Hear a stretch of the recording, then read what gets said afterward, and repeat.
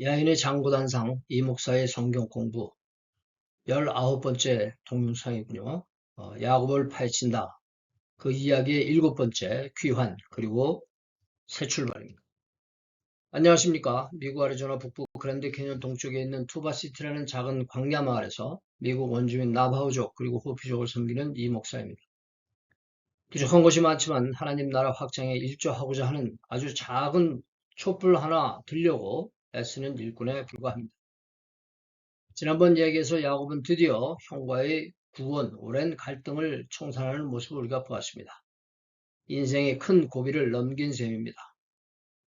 그리고 이전에 보았듯이 숲곳에 집을 짓고 짐승 우리도 지었습니다. 왜 여기에 장막이 아닌 집까지 지었는지 이해 안 되는 면이 있지만 별다른 일이 없었으니 그냥 넘어갑니다. 다만 약간의 시간을 이곳에서 지체하지 않았나 생각할 뿐입니다. 야곱은 숲곳을 떠나 드디어 요단을 건너 가나안 땅 세겜으로 갔습니다. 그리고 그 성 앞의 땅을 세겜의 아비 하몰의 아들들로부터 결국 세겜과 그 형제들이 되겠군요. 은 100개로 사고 거기 장막을 친 후에 단을 쌓았습니다. 이 부동산을 확보했어요. 그런데 그 땅에서 지내는 땅세를 낸 셈이겠죠. 그리고 그 단을 엘렐로헤 이스라엘, 즉 이스라엘의 전능하신 하나님이라 이렇게 했습니다. 창세기 33장 18, 19, 20절 말씀은 봉독을 생략하겠습니다. 제가 여기 약간의 지도를 마련했는데 iBibleMaps라는 그 .com 여기서 빌려온 것입니다. 이걸 그림을 자세히 이렇게 보도록 하죠. 이건 이제 야곱의 귀로를 보여주는 지도인데요. 이쪽 아래 보시면 여기서 브엘세바에서 이제 그 루스 베델을 거쳐서 이제 바다나름으로 가는 그 루트고 제가 이거를 다시 한번 설명을 드리겠습니다. 이 아래 이것은 야곱이 바단 아람으로 가던 코스 그리고 이 길이 돌아오는 코스죠. 그래서 마하나임 야복강을 건너서 분이엘에서 에서를 만나고 그 다음에 숲곳에서 헛간을 짓고 이제 드디어 요단강을 건너서 세겜으로 갔죠. 그래서 바다나람, 마하나임, 분이엘, 숲곳, 세겜에 여기 이르렀어요. 그리고 이제 여기 루스 즉 베델은 이제 그의 최종 목적지가 되겠고 다음에 헤브론으로 간 것으로 지도는 나타나고 있습니다. 이들은 이곳에 장막을 쳤지만 꽤 오랜 시간 이곳에 머물렀던 것으로 추정합니다. 왜냐하면 바단 아람에서 요셉이 출생 전에 레아를 통하여 태어난 디나가 동네 총각 세겜의 눈에 띄일 만큼 자란 것입니다. 그리고 세겜이 디나를 강간했습니다. 세겜의 아비 하몰은 분노한 야곱에게 이를 빙자하여 사돈을 삼자고 청혼을 합니다. 이는 일가의 혼인을 그 두 가문의 혼인을 통한 두 부족의 연합을 이루고자 하는 시도이기도 했습니다. 본문은 봉독을 생략하도록 하죠. 이 말을 들은 야곱과 그의 자식들은 세겜, 하몰, 즉 히위 족속들에게 할례, 즉 포경 수술을 받아야만 서로 사돈을 맺을 수 있다고 이렇게 이야기를 합니다. 그 본문도 13절부터 17절까지 봉독을 생략하도록 하죠. 할례는 하나님이 아브라함에게 원하신 구별된 백성의 표징이었기 때문입니다. 창세기 17장 10절에 나오죠. 하물은 야곱의 일족을 끌어들여 재산을 늘리자고 동족들을 회유하여 할례를 행합니다. 이들이 포경 수술을 한 후유증으로 운신이 불편한 틈을 노려 야곱의 둘째와 셋째 아들인 시므온과 레위가 성에 들어가 하몰과 세겜을 포함하여 히위 족속의 모든 남자들을 도살하고 디나를 구출하며 다른 아들도 이에 합류하여 성읍에서 약탈을 자행합니다. 야곱은 벌어진 일에 탄식하였으나 이들의 입장에서는 어쩌면 피할 수 없는 피 흘림이 아닐 수 없었던 것 같습니다. 본문 봉독 생략하고요. 이 사건의 의미를 좀 생각하고 넘어가려고 합니다. 저는 이전에 에서와의 만남을 야곱의 귀환의 큰 난제였다고 말씀드렸고 그러나 난제가 끝나지 않았다는 말씀을 드렸습니다. 그 남았던 난제가 바로 세겜에서 벌어진 학살 사건이었다고 봅니다. 아니, 그 학살 사건이 벌어지게 된 이유가 바로 그 난제가 아니었나 싶습니다. 그것은 그들이 베델로 가는 도중 세겜에 정착해서 혹은 머물면서 필요 이상의 시간을 지체했다는 것이죠. 야곱은 왜 세겜에 땅도 사고, 물론 사용료로 냈을 그런 가능성이 있겠습니다만, 아, 왜 이렇게 오래도록 오랜 시간을 머물렀을까? 이런 생각을 하게 됩니다. 성경이 근데 그에 대해서 특별히 얼마나 머물렀다, 머무른 것의 의미가 무엇이냐 이런 것을 언급하고 있지 않기 때문에 직접적인 답을 찾을 수는 없겠지만, 이 세겜이라는 곳이 성경에 비교적 많이 언급되는 것으로 봐. 나름 당시의 요충지였지 않았을까? 혹은 여기 우리가 그 약도에서 보는 것과 마찬가지로 여기 세겜이 여기거든요. 여기인데 아, 이게 지금 요단강을 건너서 가나안 땅으로 들어왔단 말이에요. 그러니까 여기가 이미 우리가 고향으로 돌아왔다고는 안도감이 있지 않았을까? 왜냐하면 그 여기 보면 베델이 바로 그 세겜의 남쪽에 지척지간에 물론 어느 정도의 거리가 있겠습니까? 이 땅이 이렇게 넓은 땅이 아니니까 지척지간에 베델이 있지 않습니까? 그래서 이제 우리가 다 돌아왔다 이런 안도감이 있었지 않았을까? 우리 다만 짐작할 뿐이죠. 한 가지 분명한 건 그들의 최종 목적지가 세겜이 아닌, 예. 근데 이 세겜이란 곳이 그 하몰의 언사에서도 찾을 수 있듯이 우리 혼혈하자, 같이 살자, 같은 가족이 되자 이렇게 하는 이방인들이 사는 곳이었지 않습니까? 그러나 여기 그 세겜은 그런 곳이었지만 그들의 최종 목적지는 바로 베들이었다는 것이죠. 어쨌거나 불필요한 혹은 어떤 편의를 위한 지체가 불행이 되고 만 것입니다. 이 시므온과 레위의 학살 행위를 야곱은 잊지 않고 훗날 아들들을 축복할 때 언급하는 것을 우리가 창세기 49장 5절부터 7절까지 말씀을 통해서 볼 수 있는데 이 본문의 말씀을 우리가 공독을 생략하고 넘어가도록 하죠. 너희들이 그때 이런 일을 저질렀다.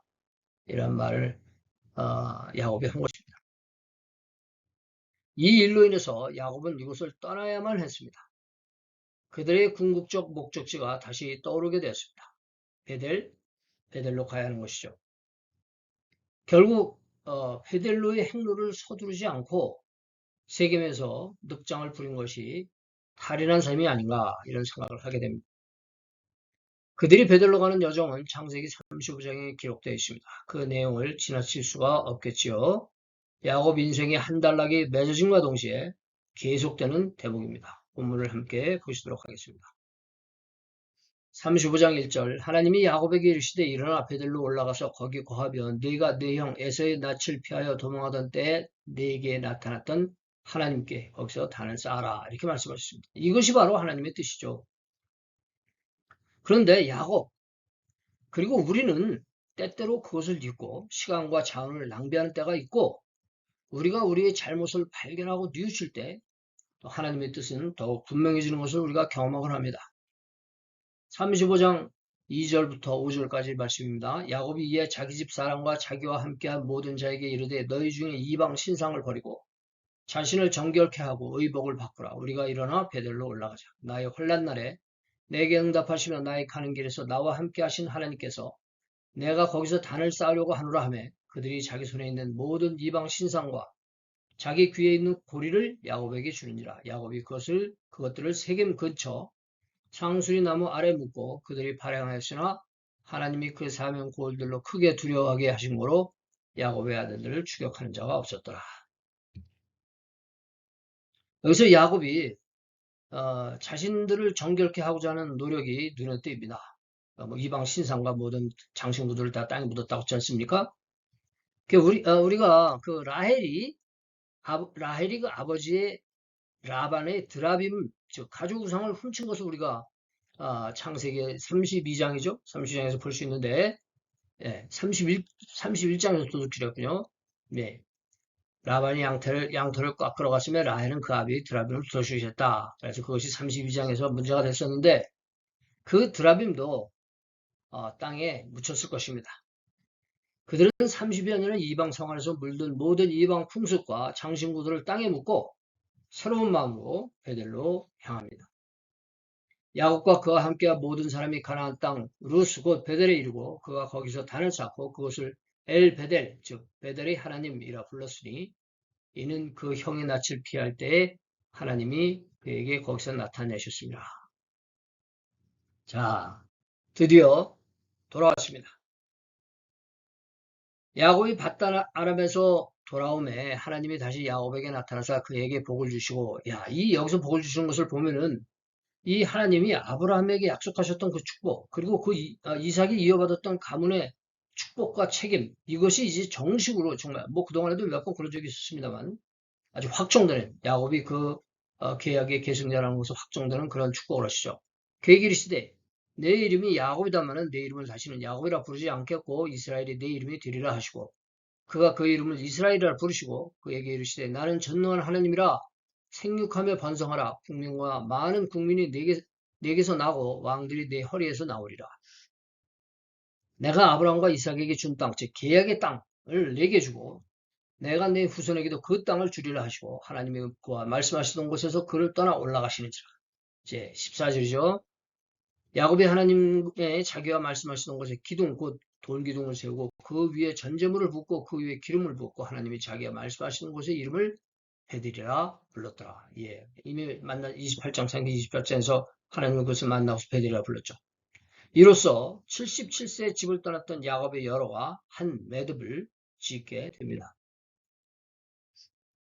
그러나 야곱의 삶과 그 역사는 끝나지 않았죠. 예, 하나님께서 이미 야곱을 축복하셨던 그의 미래는 남은 삶을 통해서, 그리고 자손들의 삶을 통해서 역사를 이뤄나가게 됩니다. 그중 하나만 짚어보고 마무리를 지으려고 합니다. 야곱이 그 아들들을 축복하는 장면, 창세기 49장의 한 일부입니다. 유다를 위한 축복입니다. 유다야, 너는 내 형제의 찬송이 될지라. 내 손이 내 원수의 목을 잡을 것이요 내 아비의 아들들이 내 앞에 절하리다. 유다는, 9절이죠. 유다는 사자 새끼로다. 내 아들아, 너는 움킨 것을 찢고 올라갔도다. 그의 엎드리고 웅크림이 수사자 같고 암사자 같으니 누가 그를 범할 수 있으랴. 홀, 이건 쉐베트라는 건데 심판과 권위의 막대기라고 합니다. 이 심판과 권위의 막대기가 유다를 떠나지 아니하며 치리자의 지팡이, 반복되는 표현이죠. 홀과 반복되는 지팡이죠. 그 발 사이에서 떠나지 아니하시기를. 실로. 이 실로라는 말은 샬라라는 말에서 유래했다는데 그 뜻은 안식을 주는 자, 평화를 만드는 자, 즉 메시아라는 뜻이라고 우리가 생각하죠. 그래서 메시아가 오시기까지 미치리니 그에게 모든 백성이 복종하리로다. 그의 나귀를 포도나무에 매며 그 암나귀 새끼를 아름다운 포도나무에 맬 것이며 또 그 옷을 포도주에 빨며 그 복장을 포도주에 빨리로다. 그 눈은 포도주로 인하여 붉겠고 이는 우유로 인하여 희리라. 이 유다를 향한 축복인데요. 자손 중 특히 유다의 후손 중에서 메시아가 태어날 것임을 예언했습니다. 이것은 또한 그의 삶의 의미, 야곱의 삶의 의미의 핵심이라고 할 수 있을 것입니다. 그것이 또한 하나님이 아브라함과 이삭 그리고 야곱을 통하여 이루기를 원하셨던 핵심 사업, 왕국 건설의 섭리인 것이죠. 유다의 후손에서 태어나게 된 다윗이 또한 그 메시아의 표상이었죠. 역사 속에 하나님 메시아의 표상으로서 다윗이 나타났고, 또한 그 다윗은 앞으로 나타날 메시아, 예수 그리스도를 그 표상하는 것이고, 사람들이 그래서 메시아를 기다리는 것은 실제로 다윗을 통해서 이스라엘을 구원하신 그 구원자를 기다리는 이러한 것을 우리가 알 수 있습니다. 야곱의 일생을 돌이켜보았습니다. 야곱은 차자임에도 불구하고 당시 나태했던 장자 에서의 사명을 자처했습니다. 사명은 책임은 고뇌와 노력을 요구합니다. 그것은 분명히 축복의 길이었지만 섣부른 특권과 혜택의 길은 아닙니다. 그래서 야곱의 삶은 저에게 큰 도전이 됩니다. 복을 구하기에 앞서 나에게 주어진 사명을 어떻게 감당해야 할까? 그리고 야곱이 이야기가 저에게 주는 또 다른 도전이 있습니다. 말씀을 어떻게 읽고 이해할까? 표면에 보이는 물결과 여울목이 아니라 그 깊은 곳, 그 물결과 여울을 지배하는 도도한 물줄기는 무엇일까? 성경의 문자의 뜻, 문법의 의미, 사건의 상황, 그러나 거기에 머무는 것이 아니라 거기에 담겨 있는 진솔한 삶의 모습은 무엇인지 저는 이 야곱의 삶을 통해서 깊이 생각하곤 합니다. 제 생각이 얼마나 이 7번의 이야기 가운데 나타났는지 전해졌는지 모르겠습니다. 우리 모두 말씀의 깊고 세세한 교훈을 찾아 그 안에 지혜와 능력을 얻어 순종으로 살아내는 신앙의 역사가 있기를 소원할 뿐입니다. 원고를 작성하여 거의 읽는 수준으로 동영상을 만들고 있습니다만 때로는 야곱을 제가 에서라고 말하기도 하고 또 야곱, 에서 혹은 라반 사람이 이름이 막 헷갈리게 제가 말하는 경우도 있는 것 같아요. 그리고 관련 성구를 무슨 장절을 제가 잘못 말할 때도 있었던 것 같더라고요. 예, 제가 다 고칠 수 있으면 일일이 고치겠는데 동영상 제작 과정에서 그 성격상 작은 실수들을 일일이 교정하지 못하는 점을 양해해 주시기 바랍니다. 다음 동영상에서는 말씀을 어떻게 우리가 깊고 폭넓고 생생하게 이해할 수 있을까? 그런 생각을 한번 생각을 나눠보려고 해요.